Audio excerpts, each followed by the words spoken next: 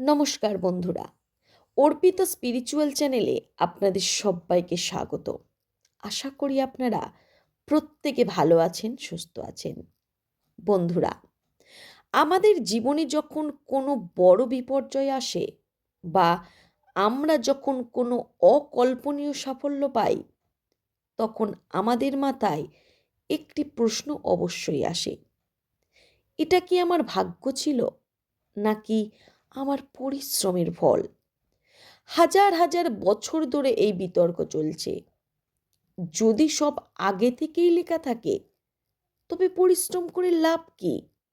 আবার যদি কর্মই সব হয়, তবে কেন অনেক পরিশ্রমী মানুষ ব্যর্থ হন আর অলস মানুষ ভাগ্যগুণে রাজা হন? আজকের এই দীর্ঘ গবেষণামূলক আলোচনায় গরুড় পুরাণ ও শ্রীমদ্ ভাগবত গীতার বর্ণিত সেই গূঢ় রহস্য তুলে ধরব। ভগবান শ্রীকৃষ্ণ পক্ষীরাজ গরুড়কে ভাগ্যের কোন সত্য জানিয়েছিলেন? জন্মের সময় কোন 5টি জিনিস আমাদের কপালে আগেই লেখা থাকে, যার জন্য আমাদের এই ফল পেতে হয়? গরুড় পুরাণে ভগবান বিষ্ণু পক্ষীরাজ গরুড়কে সৃষ্টির নিয়ম ব্যাখ্যা করতে গিয়ে একটি শ্লোক বলেছিলেন। আয়ু কর্মচ বিত্তঞ্চ বিদ্যা নিধন মে বচ পঞ্চৈতানি হি সৃজন্তে গর্ভস্থ শৈব দেহিন। এর অর্থ হলো, যখন একটি শিশু মাতৃগর্ভে থাকে তখনই তার জীবনের 5টি গুরুত্বপূর্ণ বিষয় নির্ধারিত হয়। প্রথমত, আয়ু, সে কতদিন বাঁচবে। কর্ম, তার জীবনের প্রধান কাজ বা প্রকৃতি কি হবে। বিত্ত, সে কতটা সম্পত্তি বা অর্থের মালিক হবে। বিদ্যা, সে কতটা জ্ঞান অর্জন করবে। নিধন, তার মৃত্যু কখন এবং কিভাবে হবে। শুনে মনে হতে পারে, তবে তো সবই ফিক্সড, আমরা তো কেবল পুতুল। কিন্তু বন্ধুরা, রহস্যটা তো এখানেই শুরু। এই 5টি বিষয় কেন নির্ধারিত হয়? কোনো লটারি দিয়ে নয়, বরং আমাদের অতীতের কর্ম দিয়ে। ভাগ্য বোঝার জন্য আমাদের কর্মের 3টি বিভাগকে বুঝতে হবে, এবং সেই 3টি বিভাগকে অবশ্যই আমি আলোচনা করব। 1. সঞ্চিত কর্ম। এটি আপনার স্থায়ী আমানত বা ব্যাংক ব্যালেন্স, জন্ম জন্মান্তরের ভালো মন্দ কাজের স্তূপ। 2. প্রারব্ধ কর্ম। এটিই হলো আপনার ভাগ্য। সঞ্চিত কর্মের যে অংশটি এই জন্মে ভোগ করার জন্য আপনাকে দেয়া হয়েছে। যেমন একটি ধনুক থেকে তীর বেরিয়ে গেলে তাকে আর ফেরানো যায় না, প্রারব্ধ কর্মও ঠিক তেমনি। 3. ক্রিয়মান কর্ম। এটি হলো বর্তমান কর্ম, যা আপনি অনবরত করে চলেছেন। শ্রীকৃষ্ণ শিখিয়েছেন, ভাগ্য হলো আপনার অতীতের তৈরি একটি ম্যাপ বা মানচিত্র, কিন্তু সেই পথে আপনি কিভাবে হাঁটবেন, দৌড়াবেন নাকি থেমে যাবেন, সেটা আপনার বর্তমান কর্ম ঠিক করে। গীতায় অর্জুন একই প্রশ্ন করেছিলেন। শ্রীকৃষ্ণ বলেছিলেন, কর্মণ ব্যাধি কারন্তে মা ফলেষু কদাচন। অনেকে এর ভুল ব্যাখ্যা করে যে কাজ করো, ফলের আশা করো না। কিন্তু এর গভীর অর্থ হলো, তোমার অধিকার কেবল বর্তমান কর্মে, ভাগ্যের ওপর নয়। কিন্তু কৃষ্ণ আরও এক জায়গায় বলেছেন, তীব্র পুরুষার্থ দিয়ে প্রারব্ধকেও শিথিল করা যায়। উদাহরণ যেমন, আপনার ভাগ্যে লেখা আছে একটি বড় দুর্ঘটনা, কিন্তু আপনার সেই জন্মের তীব্র পূর্ণ বা সাবধানতা সেই দুর্ঘটনাকে একটি ছোট আঁচড়ে বদলে দিতে পারে। ভাগ্য আপনাকে পাথরে আঘাত করার সুযোগ দেয়, কিন্তু কর্ম আপনাকে সেই আঘাত সহ্য করার জন্য একটি হেলমেট তৈরি করে দেয়। এটি একটি বড় অভিযোগ। গরুড় পুরাণ এর উত্তর দেয়। ধরুন, একজন মানুষ গত জন্মের অনেক পুণ্য জমানো আছে, তাই এই জন্মে সে খারাপ কাজ করলেও সেই জমানো পুণ্যের কারণে সে রাজার মতো আছে, কিন্তু তার বর্তমান খারাপ কাজ তার সঞ্চিত কর্ম নষ্ট করছে। অন্যদিকে একজন ভালো মানুষ কষ্ট পাচ্ছেন কারণ তিনি তার অতীতের কোনো খারাপ কাজের ঋণ শোধ করছেন। শ্রীকৃষ্ণ বলেছেন, ভাগ্য হলো ঋণের মতো, ভালো বা খারাপ আপনাকে তা ভোগ করতেই হবে, কিন্তু আপনার বর্তমান কর্মই ঠিক করবে আপনার পরবর্তী ভাগ্য কেমন হবে। তাই বর্তমানের কষ্ট দেখে ধর্ম ত্যাগ করা হলো নিজের পায়ে কুঠার মারা। ভাগ্যের লিখন বদলানোর সব থেকে বড় প্রমাণ হলো ঋষি মার্কেন্ডেয়। তার আয়ু ছিল মাত্র 16 বছর। এটি ছিল তার অমোঘ ভাগ্য, কিন্তু তার ভক্তি ও কর্ম এতই তীব্র ছিল যে স্বয়ং মহাদেব আবির্ভূত হয়ে যমরাজকে ফিরিয়ে দিয়েছিলেন।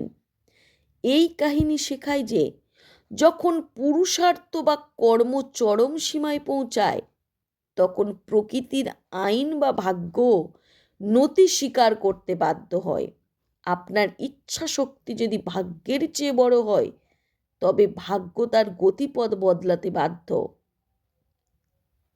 আধুনিক বিজ্ঞানও একটি প্রাচীন শর্তকে সমর্থন করেছেন।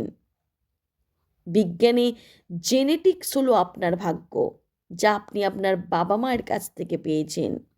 আপনার পরিবেশ ও আপনার চিন্তা আপনার জিনকে কিন্তু বদলে দিতে পারে। কোয়ান্টাম ফিজিক্স বলছে এই মহাবিশ্ব সম্ভাবনা বা প্রবাবিলিটি দিয়ে তৈরি। আপনার ভাগ্য হলো একটি সম্ভাবনা, কিন্তু আপনার পর্যবেক্ষণ এবং কাজ সেই সম্ভাবনাকে বাস্তবে রূপ দেয়। আপনি যদি সারাক্ষণ ভাবেন আমার কপাল খারাপ, তবে আপনি আপনার মস্তিষ্কের নিউরনকে সেভাবেই প্রোগ্রাম করছেন। কর্ম কেবল শারীরিক নয়, কর্ম মানসিকও। আসুন সেই 5টি স্তম্ভে ফিরে যায়। প্রথম হলো আয়ু। শাস্ত্র বলছে যোগ ব্যায়াম এবং সঠিক জীবনযাত্রা আয়ু বাড়াতে পারে। বিত্ত, ভাগ্যে সম্পদ কম থাকলেও বুদ্ধিমত্তা এবং পরিশ্রম দিয়ে আপনি আপনার দারিদ্র্য ঘোচাতে পারবেন। শ্রীকৃষ্ণ সুদামাকে সম্পদ দিয়েছিলেন তার ভক্তির বিনিময়ে। বিদ্যা, ভাগ্য আপনাকে স্কুলে পাঠাতে পারে, কিন্তু মনোযোগ দিয়ে পড়াশোনা করা হচ্ছে আপনার কর্ম। নিধন, মৃত্যুর সময় অমোঘ হতে পারে, কিন্তু সেই মৃত্যু সম্মানজনক হবে নাকি যন্ত্রণাদায়ক তা আপনার বর্তমান জীবনযাপন ঠিক করে। অর্থাৎ এই 5টি স্তম্ভ আপনার জীবনের সীমানার প্রাচীর হতে পারে, কিন্তু সেই প্রাচীরের ভিতরে আপনি একটি প্রাসাদ বানাবেন নাকি কুঁড়ে ঘর তা সম্পূর্ণ আপনার হাতে। অনেকে ভাগ্যের দোহাই দিয়ে গ্রহ শান্তি করেন। গরুর পুরাণ বলছে গ্রহরা হলো আসলের আপনার কর্মফলের বার্তাবাহক। শনি বা রাহুর দশা আপনাকে শাস্তি দিতে আসে না, বরং আপনাকে সংশোধন করতে আসে। শ্রীকৃষ্ণ বলেছেন রত্ন ধারণ বা যজ্ঞ করার চেয়েও বড় হলো সৎকর্ম। আপনার আচরণ যদি শুদ্ধ হয়, তবে আপনি কোনো গ্রহই আপনাকে অনিষ্ট করতে পারবে না। ভাগ্য হলো বাতাসের মতো, আর আপনার কর্ম হলো নৌকার পালের মতো। বাতাস যেদিকেই চলুক, পাল ঠিক থাকলে আপনি কিন্তু গন্তব্যে পৌঁছাবেনই। সত্যবানের মৃত্যু ছিল সুনিশ্চিত ভাগ্য, কিন্তু সাবিত্রীর পতিব্রতা ধর্ম আর তার বুদ্ধিমত্তাপূর্ণ কথোপকথন যমরাজকে বাধ্য করেছিল তার ভাগ্যের লিখন মুছে দিতে। এই গল্পটি আমাদের এটাই শেখায় যে মানুষ যদি তার সংকল্পে অটল থাকে, তবে সে বিধাতাকেও নতুন করে লিখতে বাধ্য করতে পারে। আপনার কর্মই হলো সেই কলম যা দিয়ে আপনি আপনার কালকের ভাগ্য লিখছেন। যদি আপনি মনে করেন আপনার ভাগ্য খারাপ চলছে, তবে শ্রীকৃষ্ণের এই 4টি উপদেশ মেনে চলুন। 1. গ্রহণ করা। বর্তমান পরিস্থিতিকে আপনার অতীতের কর্মফল হিসাবে মেনে নিন, প্রতিবাদ করবেন না, এতে নেতিবাচকতা বাড়ে। নতুন কর্ম, আজ থেকে ছোট ছোট ভালো কাজ শুরু করুন। প্রতিটি ভালো কাজ আপনার সঞ্চিত কর্মে যোগ হচ্ছে। 3. প্রার্থনা ও ধ্যান। এটি আপনার মনের শক্তি বাড়ায়, যাতে আপনি ভাগ্যের প্রতিকূলতা সইতে পারেন। 4. অহংকার ত্যাগ। যখন আপনি ভালো সময়ে থাকেন তখন অহংকার করবেন না। মনে রাখবেন, ভাগ্য যে কোনো সময় পাল্টে যেতে পারে। বন্ধুগণ, গরুর পুরাণ এবং শ্রীকৃষ্ণের শিক্ষার নির্যাস হলো, ভাগ্য আপনাকে কেবল জীবন দেয়, কিন্তু কর্ম আপনাকে জীবনযাপনের পদ্ধতি দেয়। আপনার কপালে কি লেখা আছে তা জানার চেয়ে বড় হলো আপনার হাতে কি ক্ষমতা আছে। বিধাতা আপনাকে একটি সাদা কাগজ দিয়েছেন যেখানে আপনার অতীত জন্মের কিছু ছাপ আছে, কিন্তু সেই কাগজে আপনি আপনার সাফল্যের মহাকাব্য লিখবেন নাকি ব্যর্থতার হাহাকার, সেটি কেবল আপনার আজকের কর্মই ঠিক করে দেবে। সুতরাং ভাগ্যের দোহাই দেয়া বন্ধ করুন, আজই উঠে দাঁড়ান, আপনার কর্ম দিয়ে নিজের নতুন ভাগ্য তৈরি করুন। কারণ ঈশ্বর তাদেরই সাহায্য করেন যারা নিজেরাই নিজেদের সাহায্য করে। আপনার জীবনে ভাগ্যের চেয়ে কর্মের প্রভাব কতটা বলে আপনি মনে করেন, অবশ্যই আমাদের এই কমেন্ট করে জানান। আর যারা নতুন, তারা আমার চ্যানেলটিকে সাবস্ক্রাইব করে আমার সাথে যুক্ত থাকুন। আর এই ধরনের অনুপ্রেরণামূলক ভিডিও পেতে গেলে অবশ্যই আমার চ্যানেলে ভিজিট করুন। সবাই ভালো থাকবেন, সুস্থ থাকবেন। জয় শ্রীকৃষ্ণ।